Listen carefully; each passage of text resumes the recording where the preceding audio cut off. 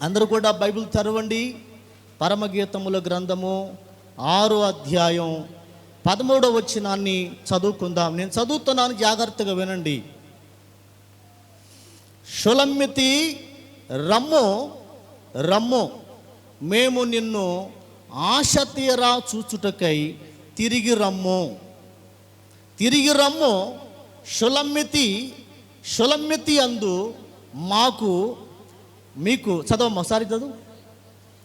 మీకు ముచ్చట పుట్టించున్నది దేది? దేవునికి స్తోత్రం చెప్పండి. హల్లెలూయా. ప్రియమైన దేవుని బిడ్డలారా, ఈ పరమగీతాల గ్రంథం, పరిశుద్ధ గ్రంథంలో ఉన్నటువంటి ఆ గ్రంథాల్లో ఒక శ్రేష్టమైన గ్రంథం అని చెప్పొచ్చు. ఈ పరమగీతముల గ్రంథం దేవుని బిడ్డలారా దావీదు కుమారుడైన సొలొమోను మరి రచించినట్లుగా లేఖనాల్లో మనం చూస్తాం. అయితే దేవుని బిడ్డలారా, ఈ పరమగీతాల గ్రంథంలో మనకు ముగ్గురు వ్యక్తులు కనిపిస్తారు. ఎవరు కనిపిస్తారు? ముగ్గురు వ్యక్తులు కనిపిస్తారు. ఒకటి ప్రేమించిన ప్రియుడు కనిపిస్తాడు. రెండవది దేవుని బిడ్డలారా ప్రియురాలు కనిపిస్తుంది. మూడవది ప్రియురాలును ప్రేమించినటువంటి వ్యక్తి కనిపిస్తాడు. ఈ పరమగీతాల గ్రంథాన్ని మన భాషలో మనం చెప్పుకోవాలంటే ఇది ఒక ప్రేమ పుస్తకం. దేవునికి స్తోత్రం చెప్పండి. హల్లెలూయా. ఇది ఒక ప్రేమ పుస్తకం. ఇంకా మనం కొంచెం నాటుగా మాట్లాడుకోవాలంటే ఇది ఒక లవ్ లెటర్. ఏంటంటే ఇది లవ్ లెటర్. ఇది ఒక ప్రేమ పుస్తకం.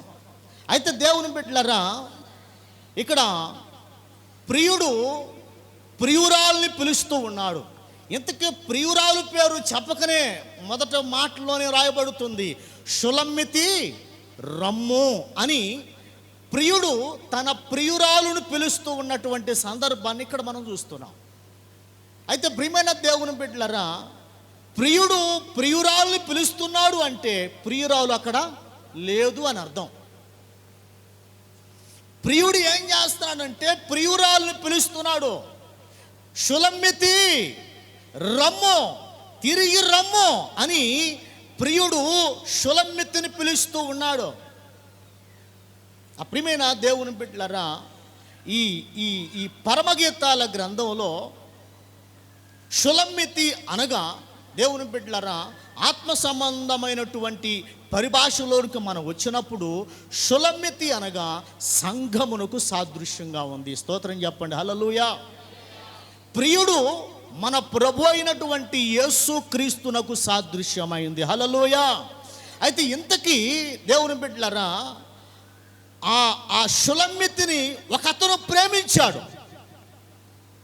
ఒకతను ప్రేమించి ఆమెను బలవంతంగా తీసుకుని వెళ్ళిపోయాడు. ఆ వ్యక్తి ఎవరు అని అంటే లోకాధికారి, అపవాది అయిన సాతానుడు. ఇంతకీ ఈ షులమ్మితి ఎలా ఉంటుంది? షులమ్మితి నల్లగా ఉంటుందంట. దేవునికి స్తోత్రం చెప్పండి. హల్లెలూయా. నల్లగా ఉండేవాళ్ళు ఫీల్ బాగపాకండి. షులమ్మితి ఎలా ఉంటుందంట? నల్లగా ఉంటుందంట. మసి బొగ్గు కంటే దారుణంగా ఉంటుందంట. ద్రాక్షాలు అట్టుంటాయి, నల్ల ద్రాక్షాలు అట్టుంటాయి, నల్లగా నిగనిగలాడుతూ ఉంటాయి. కానీ దానిని కొరికి చూస్తే చాలా స్వీట్గా, చాలా రుచికరంగా ఉంటుంది. ఈ షులమ్మితిని గురించి బైబిల్లో ఆ పరమగీతాల గ్రంథాన్ని మనం చదువుతూ ఉన్నప్పుడు షులమ్మితిని గురించి చాలా చక్కగా, ఇదిగో తన ప్రియుడు అనగా యేసుక్రీస్తు ప్రభు తన సంఘాన్ని ఏం చేస్తాడంటే ఇదిగో ఉన్నతంగా హెచ్చిస్తూ ఉన్నాడు. స్తోత్రం చెప్పండి. హల్లెలూయా. షులమ్మితిని గురించి పొగుడుతూ ఉన్నాడు ఆయన. షులమ్మితిని గురించి ఏం చేస్తూ ఉన్నాడంటే ఇదిగో గొప్ప చేస్తూ ఘనంగా హెచ్చిస్తూ మాట్లాడుతూ ఉన్నాడు. షులమ్మితి నల్లనిదైనా కూడా చాలా చక్కగా ఉంటుందంట. షులమ్మితి నల్లనిదైనా కూడా చాలా చక్కగా సౌందర్యంగా ఉంటుందంట. కొంతమంది నల్లగా ఉంటారు కానీ చూడగానే ఎలా ఉంటారంట? చూడ చక్కని రూపం కలిగిన వారుగా ఉంటారు. కొంతమంది చూడచక్కని రూపాలు కలిగి ఉన్నప్పటికీ లోపల వాళ్ళ యొక్క ఆలోచన తలంపులన్నీ కూడా పాడైపోయిన బుద్ధులే. పైకి బాగానే ఉంటారు, ఎలాగా షులమ్మితిలాగా చూడచక్కగా ఇదిగో సౌందర్యంగా కనిపిస్తారు, కానీ అంత కూడా పాడైపోయినటువంటి జీవితాలు కలిగి ఉంటారు. అయితే ప్రియమైన దేవుని బిడ్డలారా, ఈ షులమ్మితిని గురించి బైబిల్లో నేను ఎక్కువ లేఖనాలు మీకు చూపించను, కానీ కొన్ని విషయాలు మీకు అర్థమవునట్లుగా నేను తెలియజేసి నా సమయాన్ని ముగిస్తాను. ఈ షులమ్మితి ఎక్కడ పనిచేస్తుంది అంటే ద్రాక్ష తోటల్లో పనిచేస్తుందంట. ఈ షులమ్మితి ఎలాంటిదంటే బహు చురుకైనది. వాళ్ళు చక్కగా చలాకీగా పనిచేయగలిగినటువంటి యవన స్త్రీ. ఒకరోజు ద్రాక్ష తోటల మధ్యలో పనిచేస్తూ ఉండగా ఆ ద్రాక్ష తోటల యజమానుడు ఒకరోజు తన తోటలో పనిచేస్తున్న వారిని చూడటానికి, తన తోటలను చూసుకోవడానికి ఆ తోటల యజమానుడు వచ్చి అవన్నీ కూడా పరిశీలన చేస్తూ ఉంటే తన కంట్లో ఎవరు పడ్డారంట? షులమ్మితి పడిందంట. దేవునికి స్తోత్రం చెప్పండి గట్టిగా, హల్లెలూయా. తన కంట్లో షులమ్మితి పడగానే చూడగానే ఫ్లాట్ అయిపోయాడంట. ఎవరో తోటల యజమానుడు చూడగానే ఆమెకి పడిపోయాడని అర్థం. ఒక మాట చెప్పాలంటే ఆమెను ప్రేమించాడని అర్థం. ఒక మాటలో చెప్పాలంటే షులమ్మితిని చూడగానే ఎలాగైనా సరే ఏమను నేను చేసుకోవాలి, ఏమతో నేను ఉండాలి, ఏమను తీసుకుని వెళ్ళాలి, ఏమను నా జీవిత భాగస్వామిగా చేసుకోవాలని ఒక దృఢమైన నిశ్చయత కలిగి ఆమె కల్లే చూస్తున్నాడు. చూపు మాటలయ్య గారికి ఆమె పని ఆమె చేసుకుంటే ఏం చేస్తుంది? ద్రాక్ష కాయలు కోసుకుంటా నమ్మకంగా ద్రాక్ష తోటల్లో పని చేస్తూ ఉంది. దేవునికి స్తోత్రం చెప్పండి, హల్లెలూయా. అయితే ఏమో కన్నులు మాత్రం ఎవరి వైపు ఉన్నాయి? బైబిల్లో రాయబడుతుంది. దేవుని బిడ్డలారా, అక్కడ చదువుకుందాం. ఒక మాట రాయబడుతుంది, 2వ అధ్యాయం 16వ వచనాన్ని చూస్తే,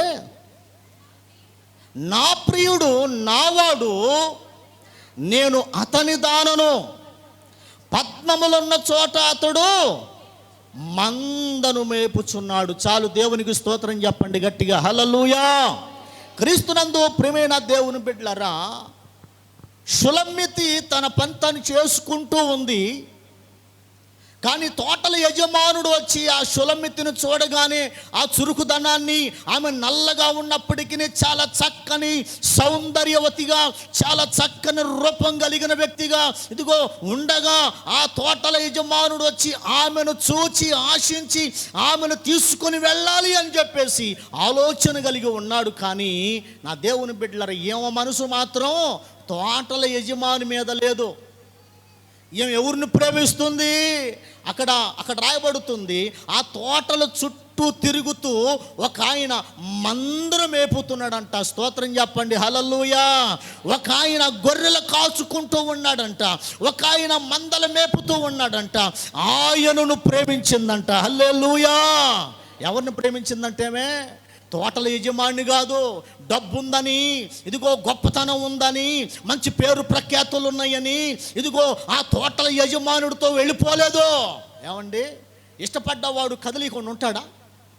ఇష్టపడ్డవాడు ఒకవేళ ఎలాగైనా సరే ఈ పిల్లని ప్రేమించాలి, ఈ పిల్లని నేను సొంతం చేసుకోవాలి, ఈ పిల్లని నేను పెళ్లి చేసుకోవాలనుకున్నవాడు కదలకుండా ఉంటాడా? ఉండడు.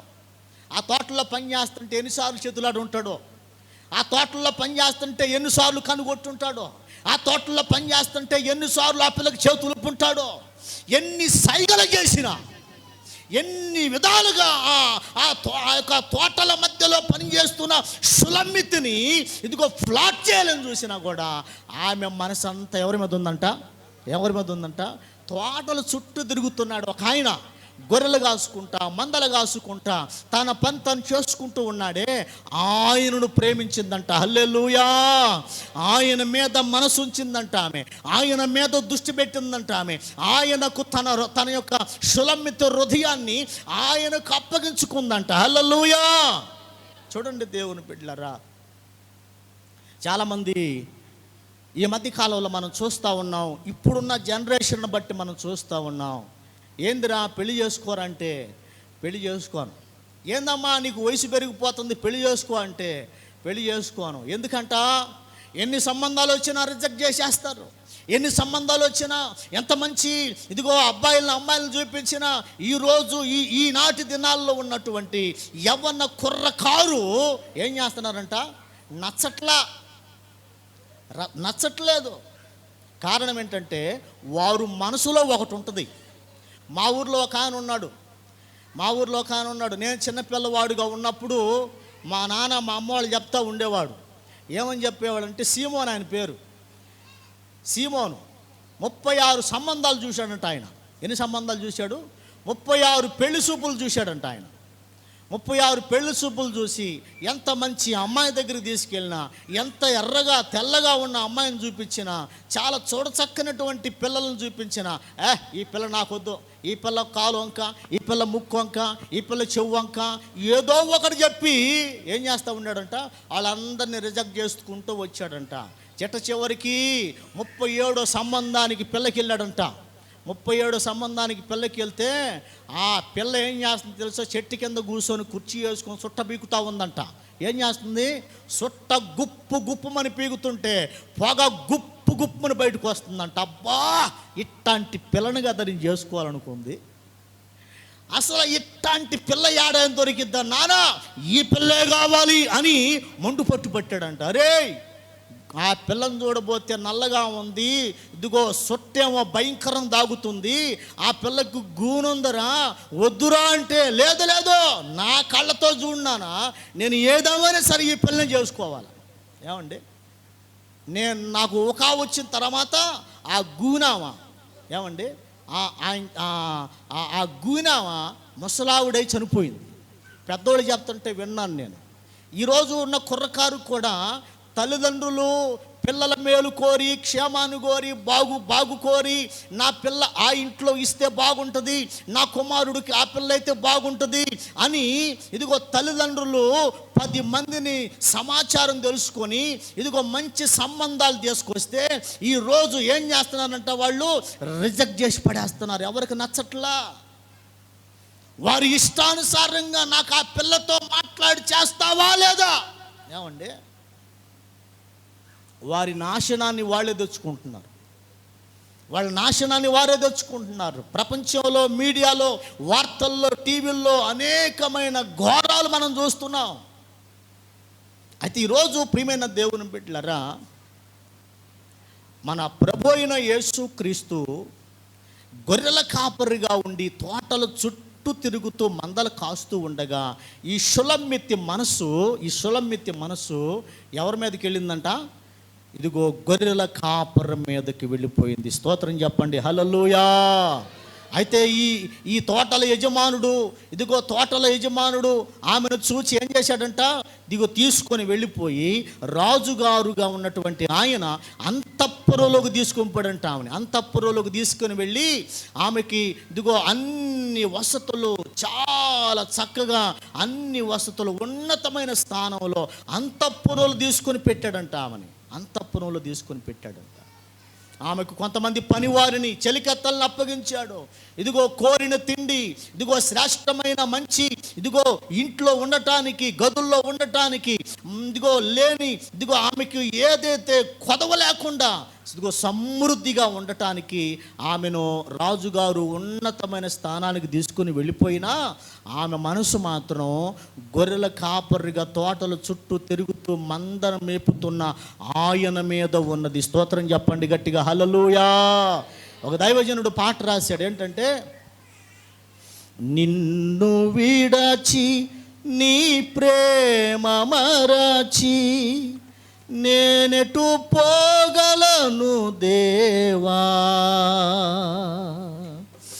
ఎవరు నీ ప్రేమ నాకిలా చూపగలరు, నా దేవా నా దేవా నా దేవా నా దేవా, నిన్ను విడచి నీ ప్రేమ మరచి నేనెటు పోగలను దేవా,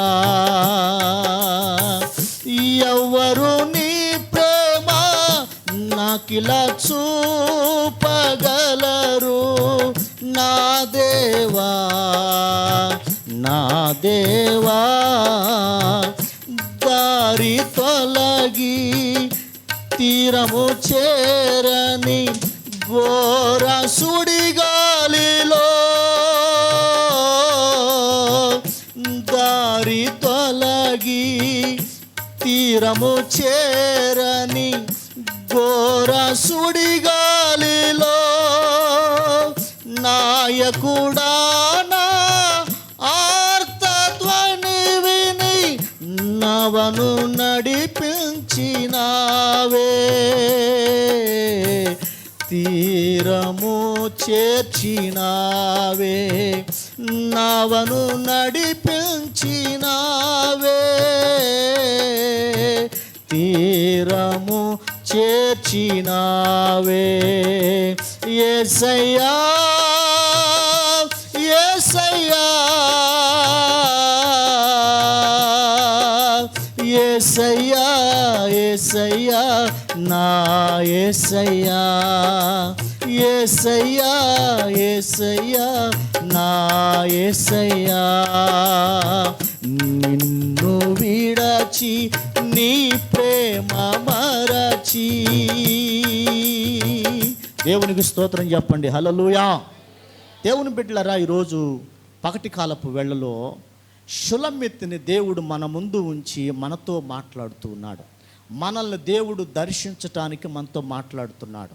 దేవుని బిడ్డలు చాలామంది సంఘంలో ఉన్నటువంటి యవన బిడ్డలు కావచ్చు, నడిప్రాయం కలిగిన వారు కావచ్చు, వృద్ధులు కావచ్చు, సంఘానికి వచ్చేటువంటి సంఘ బిడ్డలు అందరూ కూడా చాలా చక్కగా వచ్చి కూర్చుంటారు, చాలా చక్కగా వచ్చి వాక్యం వింటారు, చాలా చక్కగా పాటలు పాడతారు. కానీ వాళ్ళ హృదయంలో దేవునికి ప్రాముఖ్యమైన స్థానం ఉండదు.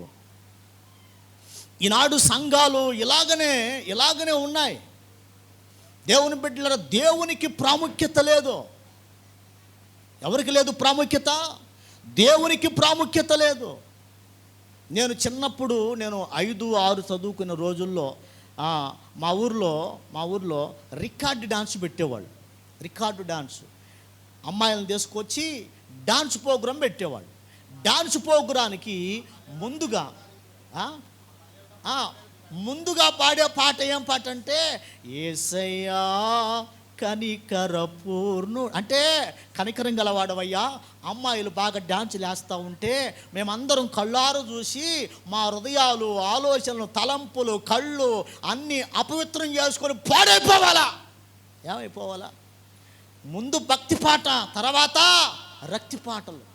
ఏమండి అంటే పైకి భక్తి చేస్తున్నట్టుగానే ఉన్నారు, కానీ హృదయాంతరంగంలో యేసు ప్రభువుకి స్థానం లేదు. పెళ్ళిళ్ళు చేస్తారు.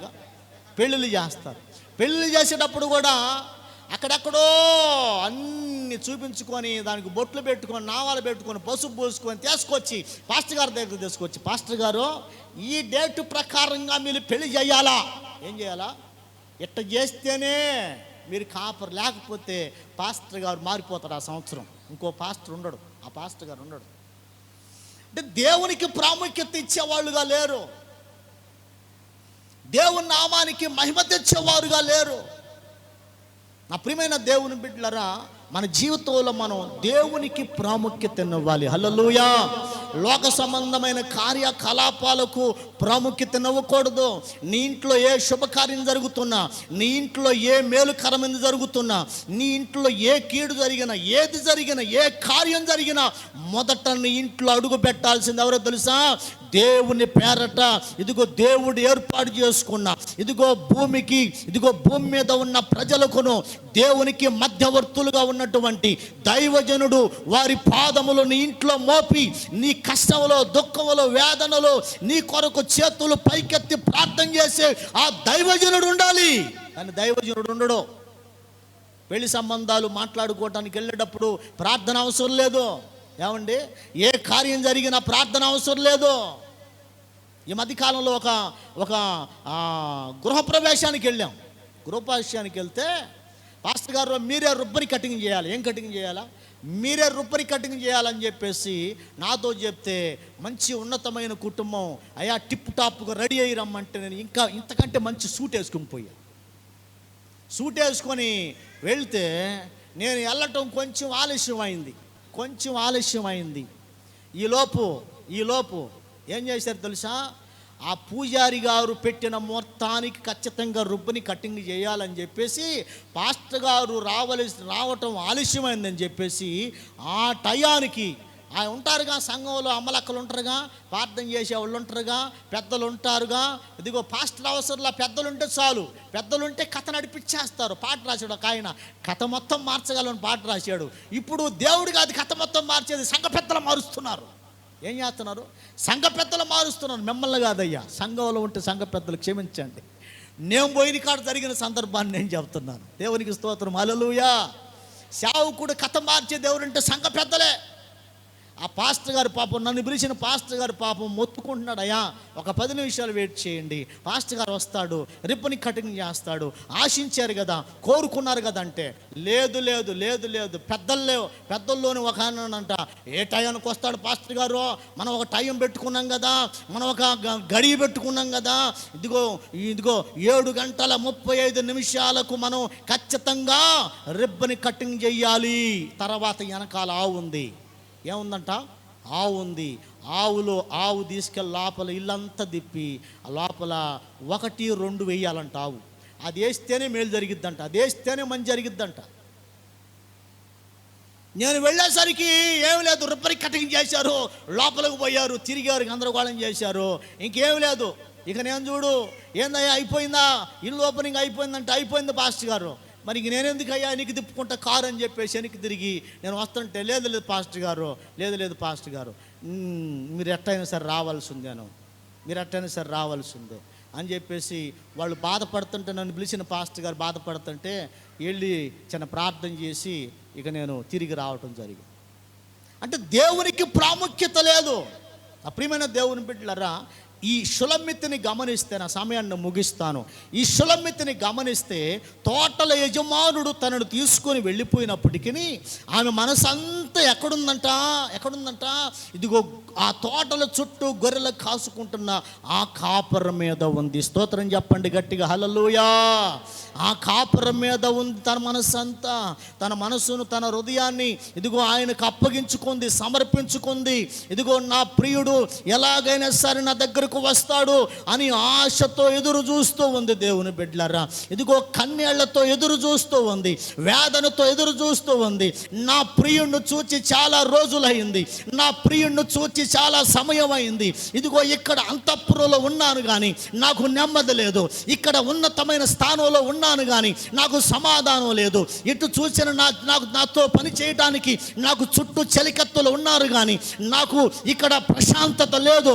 ఇదిగో నా ప్రియుణ్ణి నేను ఎప్పుడు చూస్తానా, నా ప్రియుణ్ణి నేను ఎప్పుడు చేరతానా, నా ప్రియుడికి నా హృదయం ఇచ్చాను, నా మనసు ఇచ్చాను, నా ప్రియుణ్ణి తప్ప నేను ఇంకొకరిని చేసుకోలేను అని అక్కడే అంతఃపురంలో లోపల కుమిలి ఏడుస్తూ ఉంటే ఒకరోజు చెలికెత్తలు అడిగారంట, నీకు మైండ్ ఉందా లేదా, నీకేమన్నా బుద్ధి ఉందా లేదా, ఇంత గొప్ప రిచ్ జీవితాన్ని, ఉన్నత జీవితాన్ని, శ్రేష్టమైన జీవితాన్ని రోజు ఇదిగో తోటల్లో ద్రాక్షకాయలు కోసుకునే నిన్ను, తోటమ్మ ఇదిగో కూలి పని చేసుకునే నిన్ను, ఇదిగో తోటల యజమానుడు నిన్ను ఉన్నత స్థాయికి తీసుకుని వెళితే ఇక్కడ నేను ఉండలేనంటావేంటి అని వీళ్ళు చెప్తున్నా కూడా ఆమె మనసు అంతా ఎక్కడుందంట?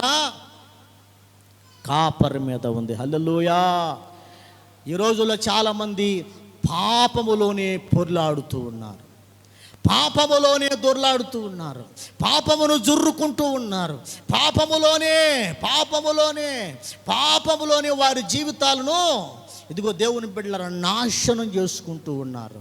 ఈరోజు ప్రభువు నిన్ను పిలుస్తూ ఉన్నాడు. దేవుని బిడ్డలరా, షులమ్మితి రమ్ము అని పిలుస్తూ ఉన్నాడు. అనగా సంఘాన్ని దేవుడు పిలుస్తున్నాడు. సంఘమా రమ్ము అని దేవుడు పిలుస్తూ ఉన్నాడు. సంఘమా తిరిగి రమ్ము అని దేవుడు పిలుస్తూ ఉన్నాడు. నా దేవుని బిడ్డలరా, ఈరోజు మధ్యాహ్న కాలములో మందిరానికి వచ్చి చక్కగా కూర్చున్నారు కానీ మీ హృదయంతరంగంలో దేవునికి ప్రాముఖ్యత ఉందో లేదో మిమ్మల్ని మీరే పరీక్షించుకోవాలి. దేవునికి ప్రథమ స్థానాన్ని ఇస్తున్నావా? దేవునికి ప్రాముఖ్యమైనటువంటి స్థానాన్ని ఇచ్చి దేవుని నామాన్ని గొప్ప చేసే వారంగా ఉన్నావా? దేవుని బిడ్డలారా, దేవునికి ప్రాముఖ్యతనివ్వకుండా నువ్వు దేవునికి ప్రాముఖ్యతనిచ్చినా నువ్వు విగ్రహారాధికుడివి. నువ్వు దేవుణ్ణి పూజించట్లేదు, దేవుణ్ణి ప్రేమించట్లేదు, దేవుని ఆరాధించట్లేదు. విగ్రహారాధన చేస్తున్న వారు, దేవుని వాక్యం చెబుతుంది, విగ్రహారాధికులు, మాంత్రికులు, నరహంతకులు, దేవుని బిడ్డలారా, అబద్ధికులు, మోసగాళ్ళు మండుచున్న అగ్నిగుండంలో వేయబడతారని వాక్యం చెబుతూ ఉంది. ఆ దేవుని బిడ్డలారా, ఈరోజు పగటి కాలపు వేళలో దేవునికి ప్రాముఖ్యతనిచ్చే వారంగా మనం మార్చబడుదుముగాక. మన కుటుంబాలలో, మన ఇళ్లలో, మన హృదయంతరంగములో యేసయ్యకు ప్రాముఖ్యమైన స్థానాన్ని ఇచ్చి మన హృదయాన్ని ఆయన ఆలయంగా మార్చుకొని మన హృదయములో యేసయ్యకు శ్రేష్టమైన సింహాసనం వేసి ఆయన మనల్ని పరిపాలించినట్లుగా, ఆయన మనల్ని ఏలుబడి చేయనట్లుగా, ఆయన మనల్ని తన రాకడ కొరకు సిద్ధపరిచి బలపరిచి అలంకరించి ఆయనతో వివాహమాడునట్లుగా దేవుడు మన జీవితాలని నడిపించునుగాక. హల్లెలూయా. నా దేవుని బిడ్డలారా, ప్రకటన గ్రంథంలో ఒక మాట ఉంటుంది. దేవుని సేవకుడంట ఒకరోజు దేవుని ఆత్మ, యెహోవా ఆత్మ యోహాను భక్తుడి మీదకి రాగా, ఇదిగో పరవశుడై దేవుని బిడ్డలారా, ఇదిగో ఒక ప్రాంతానికి తీసుకుని వెళ్ళాడంట. దేవుడు తీసుకుని వెళితే కళ్ళు తెరిచి చూడగానే అక్కడ ఒక శ్రేష్టమైన ప్రత్యేకమైన మహిమ కలిగినటువంటి ఆహ్లాదకరమైనటువంటి ఇదిగో ఆ దేవుని ప్రసన్నతలో ఆ భక్తుడు నిలబడ్డాడంట. ఆ భక్తుడు నిలబడితే అక్కడ కొంతమంది ఇదిగో తెల్లని వస్త్రములు ధరించుకొని ఇదిగో దగ మెరిసిపోతూ ఉండటాన్ని ఆయన చూచినట్లుగా లేఖనాలు చెబుతూ ఉన్నాయి. ఎవరైతే, ఏ దూత అయితే యోహాను భక్తుడిని తీసుకొని వెళ్ళిందో ఆ భక్తుడు ఇదిగో ఆ భక్తుడిని చూసి దూత అడుగుతూ ఉందంట, ఇదిగో అక్కడ నీకు కనిపిస్తున్నారే వారెవరు తెలుసా నీకంటే? అయ్యా నాకు తెలియదు, అది నీకే తెలియను అనగానే ఆ దూత చెప్తున్న మాట తెలుసా? ఇదిగో తెల్లని వస్త్రములు ధరించుకొని ఇదిగో దగ మెరిసిపోతూ వారు ఇదిగో మహిమను ధరించుకుని ఉన్నారు కదా, వారెవరో తెలుసా? వారు గొర్రె పిల్ల రక్తములో కడగబడిన వారు. హల్లెలూయా. వారు గొర్రె పిల్ల రక్తములో తన వస్త్రములను ఉతుక్కున్నారు. కాబట్టి ఇదిగో ఈ శ్రేష్టమైన మహిమ కలిగిన దేవుడు నివాసం చేసేటువంటి ఆ ప్రాంతంలో వారు కూడా ఉండగలుగుతూ ఉన్నారు. ఈరోజు పగటి కాలపు వేళలో దేవుని పిల్లలారా, మనము కూడా యేసయ్యతో యుగ యుగాలు ఆయనతో రాజ్యము ఏలాలి అంటే మనము ప్రతిరోజు దేవుని వాక్యం అనే ఉదక స్నానం చేత ఉతకపడాలి. స్తోత్రం చెప్పండి. హల్లెలూయా. మన శరీరాలకు, మన దేహాలకు, మన మనసుకు, మన కళ్ళకు, మన చేతులకు, మన కాళ్ళకు, మన శరీరంలో టాప్ టు బాటం ఎక్కడ పాపం నిన్ను ఏలుబడి చేస్తుందో నువ్వేం చేయాలంట? యేసు రక్తంలో కడగబడాలి. హల్లెలూయా. ప్రభు రక్తంలో ప్రతిరోజు నువ్వు కడగబడుతూనే ఉండాలి. నానాటికి దేవుని సేవకులు ఇందాక ఇదిగో మాట్లాడుతున్నప్పుడు అని చెప్పాడు, యేసు రక్తంలో మనం కడగబడాలంట. హల్లెలూయా. యేసు రక్తంలో కడగబడాలి. ప్రతిరోజు యేసే రక్తంలో దొర్లాడాలి. అయ్యా నాలో ఎక్కడ పాపం ఉంది, నాలో ఎక్కడ అపవిత్రత ఉంది, నా కళ్ళు పాడైపోయాయా, నా ఆలోచన పాడైపోయిందా, నా మాట పాడైపోయిందా, నా పెదాలు పాడైపోయాయా? దేవుని బిడ్డలారా, యెషయా ప్రవక్త 6వ అధ్యాయంలో మనం చూస్తే ఆయన కూడా దేవుని సన్నిధిలో మోకరిల్లి ఆయన గుండెల బాదుకొని ఏడుస్తున్నాడు.